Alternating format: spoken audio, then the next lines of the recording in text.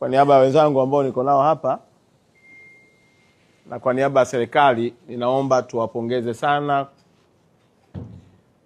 kwa kazi kubwa na ya heshima mlioifanya leo na kuitambulisha Tanzania kwa dunia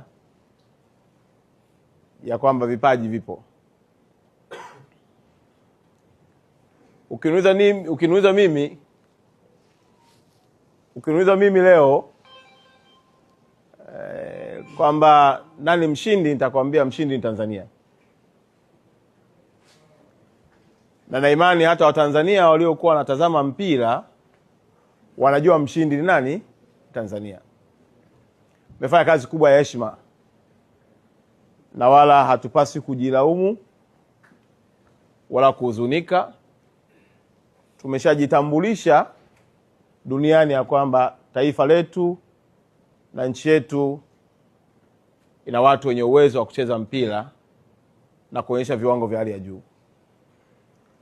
Nifurahi sana kuona utulivu wa leo,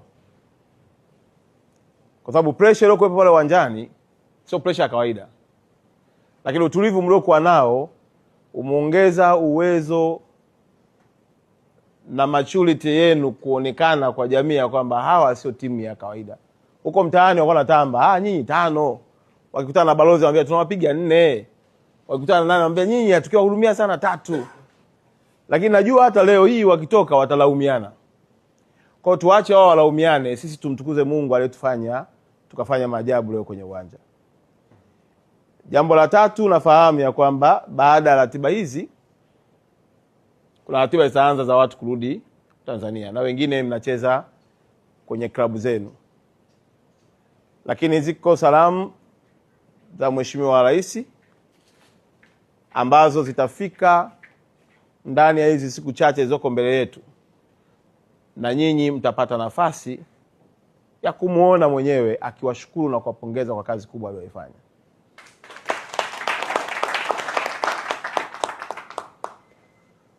Mheshimiwa Rais kupitia kwa waziri wetu mkuu jana amesikia maelekezo yake na shauku yake, na alitamani leo tushinde ili yeye atoe zawadi yake, lakini ameniambia nije niwaambie ya kwamba nyinyi ni mashujaa wake na anataka akutane na nyinyi awapongeze yeye mwenyewe binafsi.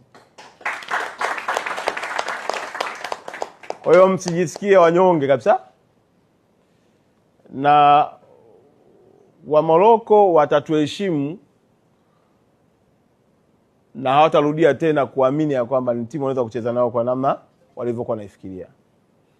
Kwa hiyo mimi tutawasiliana na rais wetu wa TFF. Bahati nzuri tuko na balozi Dr. Dau hapa, tuko na kakaangu ambaye ni mbobezi kabisa wa michezo na waziri wetu mstaafu kakaangu Ndumbaru na mbunge, lakini pia balozi wetu wa hapa, kiongozi wetu wa kambi. Kwa ufupi ni kwamba mmetupa heshima.